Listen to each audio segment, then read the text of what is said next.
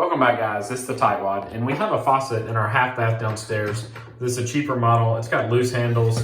This part doesn't even work anymore, and it's just not attractive. So my wife wants to replace it. So she purchased a new one. So today I'm going to show you how easy it is to go from this to this.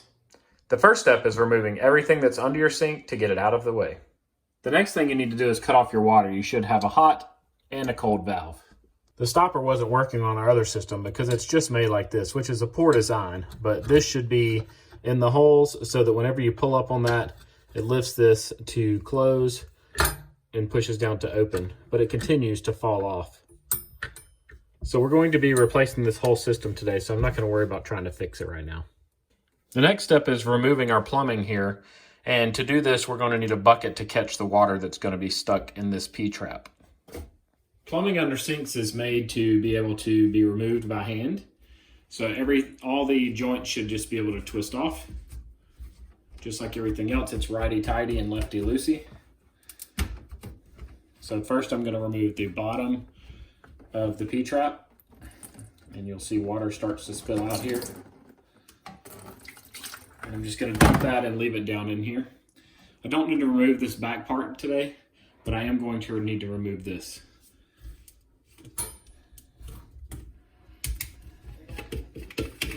So I'm going to go ahead and slide this off because this piece right here will be replaced as well. The next piece I'm going to remove is here because my new faucet came with a different type of stopper. So I'm going to need to remove this. And to use this, I'm going to be using channel locks. They're adjustable to get the size that you need. They're a pretty common tool when doing plumbing. And it's going to go right around the top here, and it's going to be lefty-loosey to remove this. And once you have it loose, you should be able to unscrew it the rest of the way by hand. On this particular model, I need to remove this rod on the back, so I'm going to unscrew this piece and pull that out and just drop it in my bucket. And once that piece is removed, you should be able to lift this part right out. All of these are made a little bit differently, but on this one, this bottom piece twists off so you can just put it out of the way.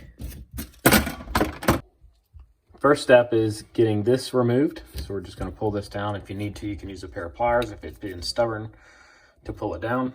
With this rubber flange removed here,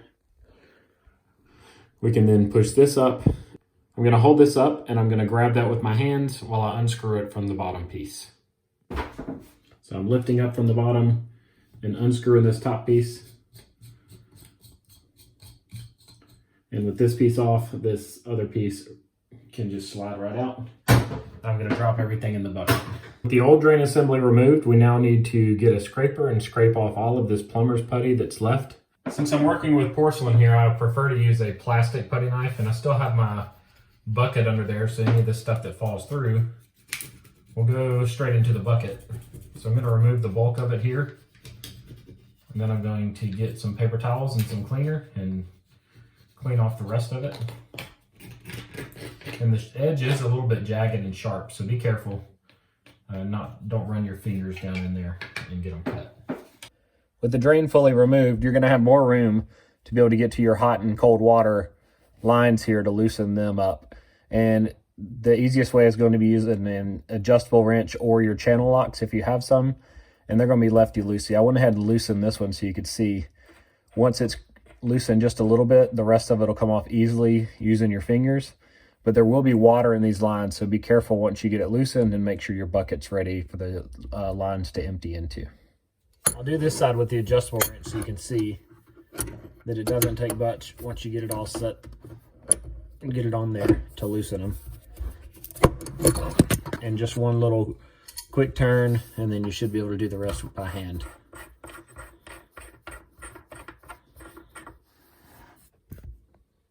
With the water lines out of the way, you just have these two plastic nuts, and you should be able to twist them off with your hands. I can see that one of them is broken a little bit, so it may be a little more challenging to get started.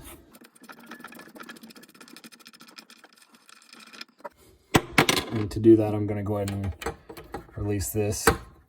It just has a little thumb screw on it, and that piece slides off, and then this piece lifts right out. And you can pull that out from the top now. So this side tab here is broken off. I'm going to use my channel locks to get it started. Being careful to stay on the plastic and not mar the threads of the faucet so that we can get it all the way off. And now that it's loose, I should be able to use my fingers to get the rest of it off.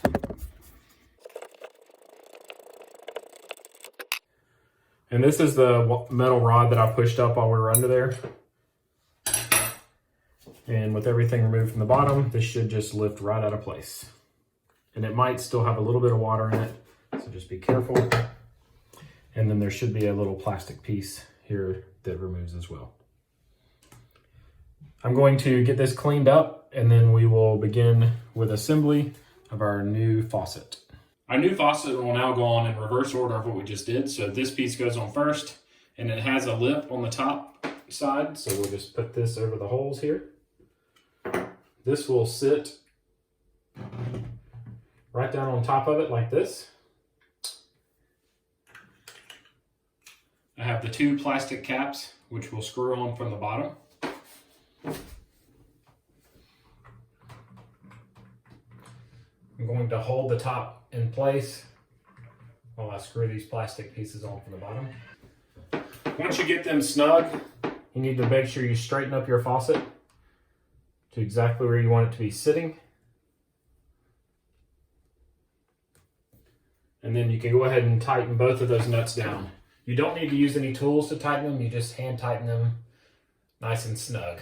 Don't over tighten them, especially if you have the plastic nuts. Before I put in the sink drain, I'm also going to attach my water lines to the new unit. The water line should fit in just like it did on the other one. And just make sure you don't cross thread it.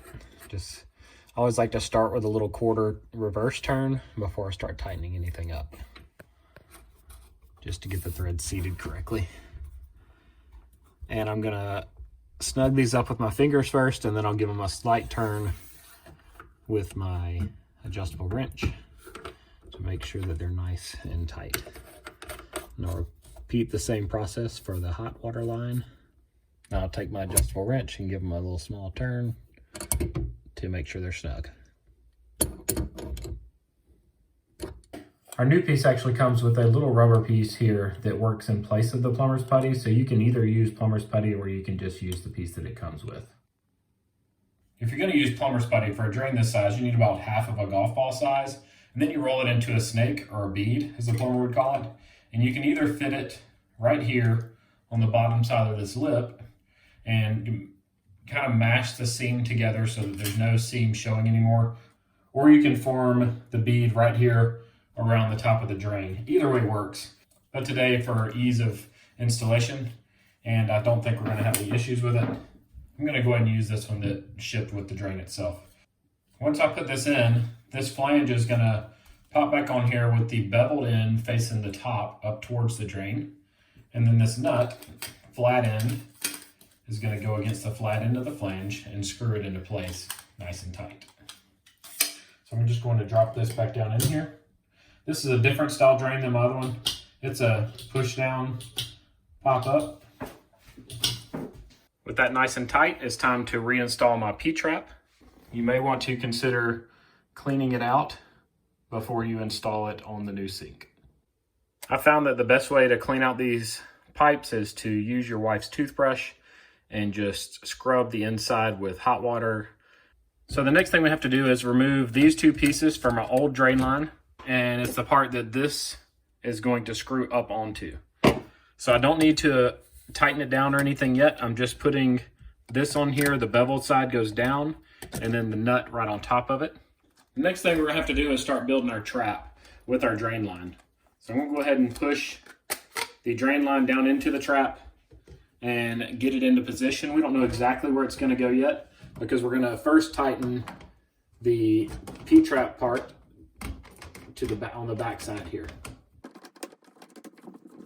And remember, all these are just finger tightened, no tools needed. Just make sure it's lined up straight under the drain tube here.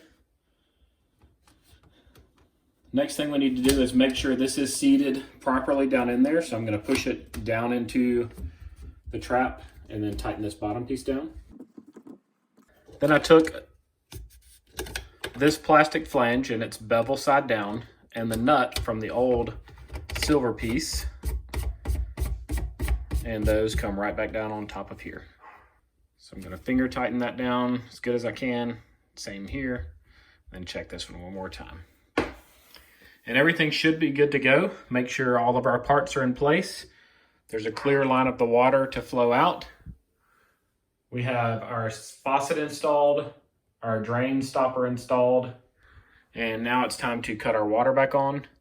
Be ready to cut it off quickly, just in case there's a leak.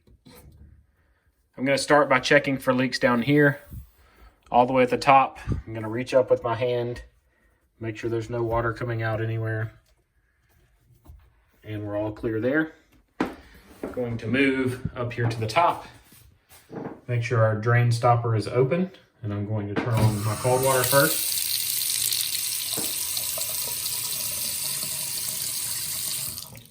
I'm going to turn on my hot water. I'm watching for leaks around any manufacturer's defects here.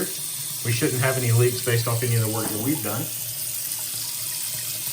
Now I'm going to come back under the sink and start at the top, checking for leaks here, and we're good. We're going to check for leaks at each of our joints. Make sure there's no water. If you feel any water at all, dry it off completely and then check again. So it looks like we're good. I am going to come back in a couple of days to check again, just to make sure.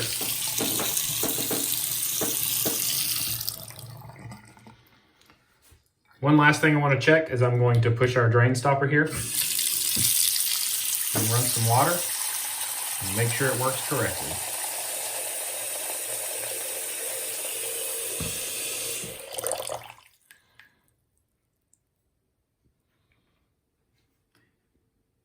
And it doesn't appear to be leaking, so I'm going to call this a success. If you found this video helpful, give it a thumbs up and subscribe to my channel.